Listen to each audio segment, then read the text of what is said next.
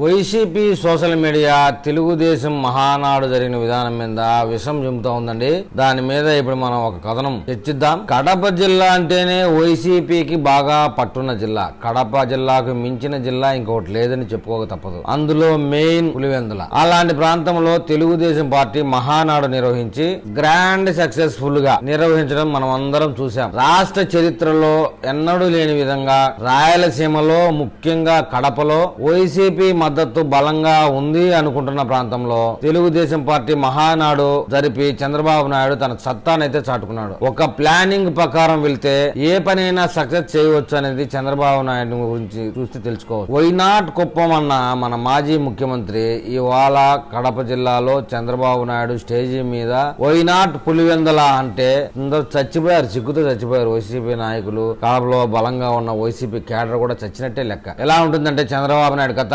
96లోనే 2020 అన్నప్పుడు విజన్ కింద అందరూ అవహేళనగా నవ్వారు చంద్రబాబు నాయుడు. 1996లో 2020 నాటికి 30 లక్షల కోట్ల రూపాయల పెట్టుబడిని హైదరాబాద్ తీసుకొస్తానని చెబితే అందరూ పిచ్చి పిచ్చిగా నవ్వి పిచ్చి పిచ్చిగా మాట్లాడేశారు. అప్పట్లో రాష్ట్ర బడ్జెట్ 30-40 వేల కోట్ల బడ్జెట్ కూడా లేదు. కానీ చంద్రబాబు నాయుడు గారు అన్నట్లుగా 2020 వచ్చే నాటికి హైదరాబాద్ నగరం ఇప్పుడు ఆ పరిస్థితుల్లో సైబరాబాద్ క్రియేట్ అయి హైదరాబాద్ మహానగరంలో 1 కోటి మంది జీవిస్తూ ఉన్నారు. దాదాపుగా ఐటీ ఉద్యోగాలు మాత్రమే 26 లక్షల ఉద్యోగాలు క్రియేట్ చేసిన ఘనత చంద్రబాబు నాయుడుది. ఇక మనం ముందుగా అనుకున్నట్లు కడపలో మహానాడు అయితే ఘనంగా నిర్వహించాం. మహానాడుకు సంబంధించినటువంటి టెలివిజన్ ప్రసారాలు రాకుండా అడ్డుకునేందుకట నెగిటివ్ ప్రసారాలు రాకుండా, నెగిటివ్ ప్రసారాలు ప్రజలకి రాకుండా అడ్డుకునేందుకు సాక్షి, ఎన్టీవీ ఈ 2 ఛానల్ తో పాటు మరో ఛానల్ ని కూడా ఏపీ రాష్ట్ర ప్రభుత్వం అయితే బహిష్కరించింది. ఈ విషయం సాక్షిలో ప్రధాన వార్త. కేవలం సాక్షిలో మాత్రమే ఈ వార్త, వాస్తవం కాదండి ఇది. మరి బ్యానర్ రైటింగ్ గా రాశారు ఈ వార్తని. 2019లో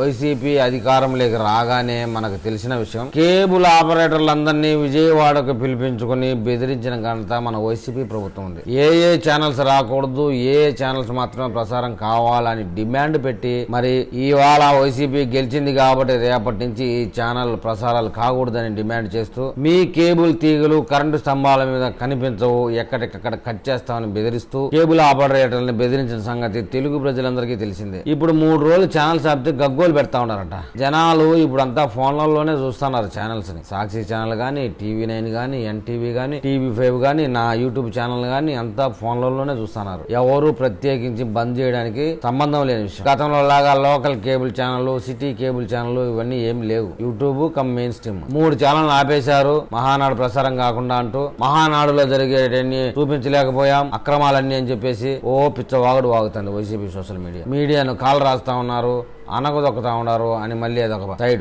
ఏబిఎన్ ఛానల్ ని 2019 నుంచి 2024 దాకా ఎక్కడ కూడా కేబుల్ ఆపరేటర్లే దాన్ని స్వచ్ఛందంగా బంద్ చేసే విధంగా బలవంతంగా చేయించిన ఘటన మన తెలుగు వాళ్ళందరికీ తెలిసిందే. ఈ ప్రశ్నకైతే మన వైసీపీ సోషల్ మీడియా జవాబు చెప్పదు. జనం డిమాండ్ చేస్తే 3 ఛానల్ కాదు 30 ఛానల్ ఇస్తారు కేబుల్ ఆపరేటర్లు. డిమాండ్ లేని ఛానల్ లో ఎంత ప్రసారం చేసినా ఎవరు చూడను కూడా చూడరు. సాక్షి పత్రిక సర్క్యులేషన్ 16 లక్షలని చెప్పుకుంటున్నా 6 లక్షలకు కూడా లేదని తెలుస్తా ఉన్నది. గతంలో సచివాలయంలో ఉద్యోగస్తులకి వాలంటీర్ల పేరు మీద ఊరికే పేపర్లు ఇచ్చేసి ప్రభుత్వ సొమ్మును దోచుకున్న సంఘటన కూడా మన తెలుగు ప్రజలందరికీ తెలిసిందే. ఈ స్కామ్ లో 600 కోట్ల రూపాయల ప్రజాధనం దుర్వినియోగం చేసిన మాట కూడా వింటా ఉన్నాం. రాబోయే రోజుల్లో ఈ YCP blue media Paytm batch ఏదైతే ఉందో ఆ మీడియాకు సంబంధించిన కేబుల్ ప్రసారాలు టీవీలో వస్తాయా రాదనే విషయం ఈ రోజు రేపట్లో తెలియబోతా ఉంది. ఆ తర్వాత మరిన్ని వివరాలతో మళ్ళీ మనం ఒక వీడియోలో కలుద్దాం. నా వీడియో మీకు చేరాలంటే నా ఛానల్ సబ్స్క్రైబ్ చేయండి, లైక్ చేయండి.